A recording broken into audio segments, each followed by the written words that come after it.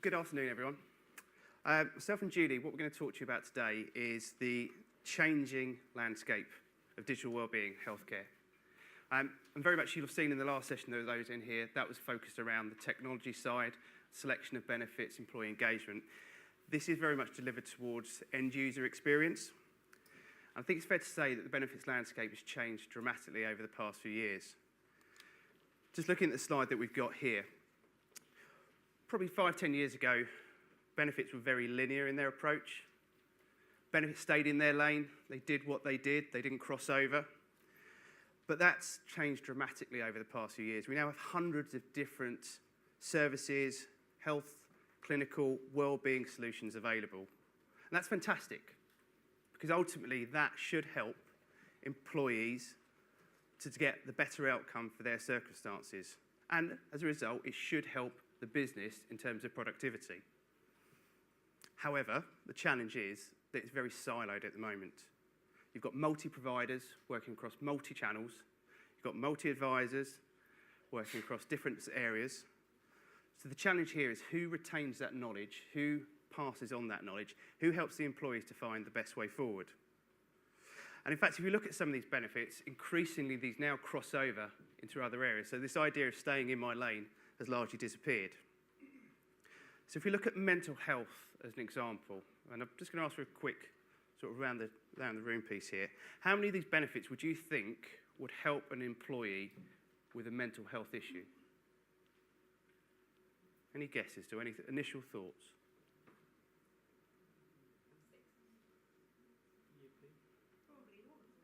Yeah.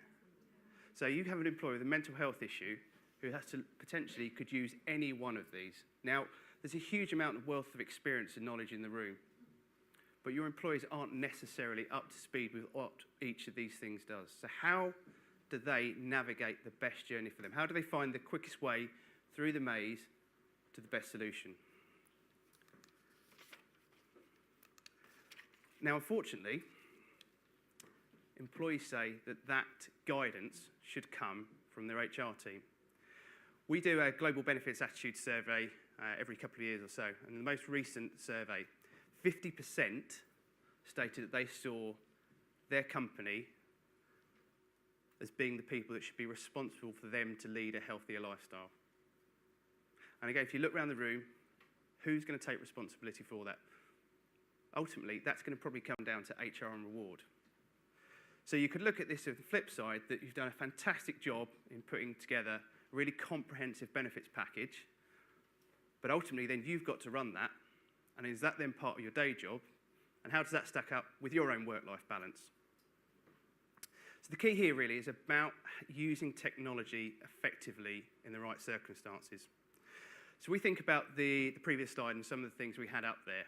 If we look at something like health risk assessment, now you could start to use that in plotting a journey towards better use of benefits. So you run health risk assessment, you ask your employees to fulfill that, you take the results, you look at the trends, and you start a campaign which focuses on what those key trends show you.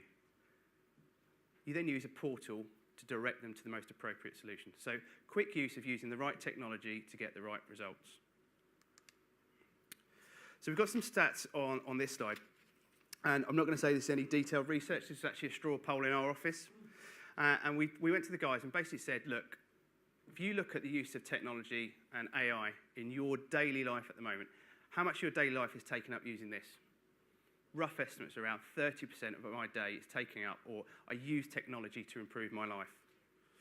But we then sort of started to talk to them about what does that look like in 5 years' time? And we know technology is improving every day.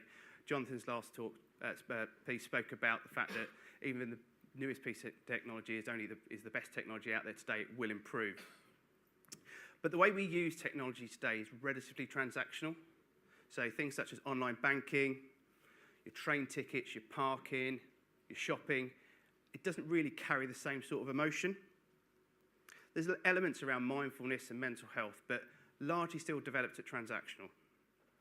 So we've got this kind of uncomfortable relationship between the use of AI and emotional intelligence. So when does someone need to interact or speak to a human being? How does artificial intelligence pick up on emotional cues? How does it understand where someone is in their life? You'll see we do huge amounts of work around mental health at the moment. And there's one big thing that comes through in every single piece, and it's talk. Talk to your peers, talk to your friends, talk to your co-workers, talk to your family, talk to a human being. And the challenge we have here is, how do we balance technology and emotions? Ultimately, technology should be seen as a facilitator to improve access to the right circumstances. The challenge we have is we have an ageing workforce in the UK. We have different segments. Not everyone is going to get on board with this as quickly as we would hope. There's going to be a period of time as to how that works out. But what we should be trying to achieve is the partnership and the balance between artificial intelligence and emotional intelligence. Julie's just going to walk you through a couple of case studies with clients where we've been working on this sort of topic. Thanks, John. Afternoon, everybody. There we go. So, in our handbags, in our pockets, at our desks, we've got an enormous amount of information that is now available to us. So just a quick show of hands in the room. Who's attempted a DIY diagnosis online? Yeah, as I expected, most of us has, because we have this need and requirement now for immediate information, because it's there, it's available, and so we're looking for immediate answers. But the challenge with that is, with all this fantastic information and resources that's at our fingertips, there's also a huge amount of misinformation, or information that isn't actually relevant to us at that time, and it's navigating through that minefield to what is actually my symptoms. Is it a migraine? Is it a brain tumour? Just to give a little bit of context, a little bit of life to that, my husband was diagnosed with a spinal cord tumour quite a few years ago, and we did what anyone I think in this room would do now. We took the scans and we took the scan report home, and we fired up the internet and we put in these big long words into the search engine. And we were faced with a screen of cancer charities that came up: Macmillan, Cancer Backup, etc. Now, that was the first time in any of the conversations with the doctors that cancer had been mentioned.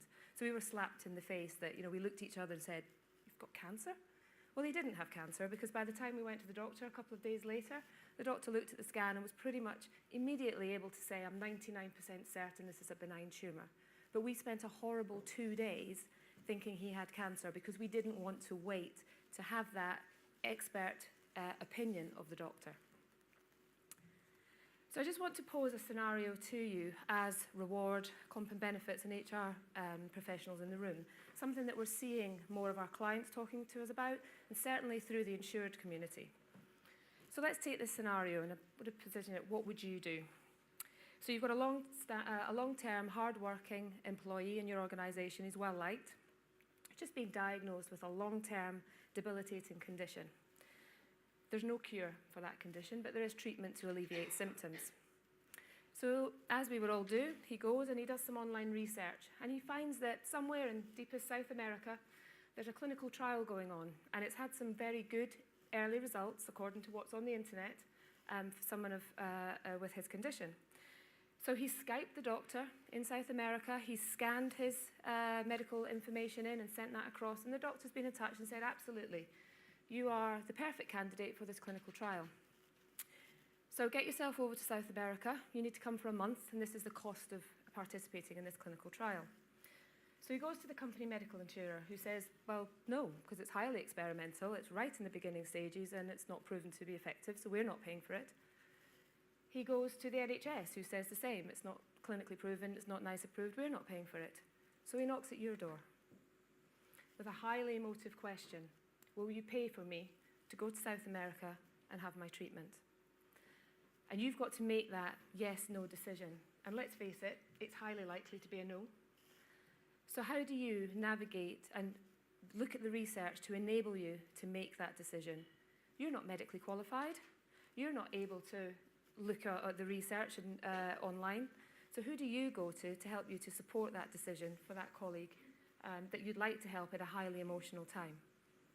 Stand 21 later if you want some answers to that. Okay. This is another case study. This is a client of mine, which is the Telegraph. I'm just going to talk a little bit about how they're using new technology to enable them to widen the breadth and the scope of something that they've been offering for a long time within their organisation. So they have a well-established health and wellbeing and benefits programme. It includes an on-site GP, gym, nutritionalist, lots and lots of different services that they provide for their staff. They also use healthcare concierge triage services to support their benefits programme. So historically, twice a year, they would do a Know Your Numbers campaign. So they would have a physiologist that would come on site for 3 hours, and they would do health checks, so height, weight, blood pressure, BMI. And they used to get it, there was a big long queue, they would maybe get 100 people through in that 3-hour session. They would come back twice a year, see if their numbers have improved. Some very high level, oh, your blood pressure is looking a little bit high, suggest you go and see your GP. So they decided to change that and embrace some of the new technology just to try and widen that scope and target more people. So they now put these on-site health checks. They've done that twice a year, and they put them for pretty much the same budget, but they're now on site for 5 days a week, 5 days of the week, twice a year. And that's enabled them, at the last time that they had one on site, rather than 100 people going through, they had nearly 400 people had an assessment. And so they're able to get a much broader view of their health risks within the organisation, and then they can use that data to, as John said, to start refining what sort of health advice and health information that they're doing as part of their overall strategy. For the employees, they get a much more detailed report about their health risks and regular information about what they can do to improve their lifestyle if they are flagging as red for perhaps high BP or high BMI. But they're still in the knowledge that, should they wish, they've got the triage nurses or the on-site GP who they can go and talk to if they want to be directed anywhere to get any additional support or on-site care. And I think this is what we're seeing with clients now. They're looking for a more sort of consistent model between the blending of new technologies but also existing programs that are in place that can offer then a more joined up solution in that journey and provide the benefits in a more holistic way. Okay, I'm going to hand back over to John now.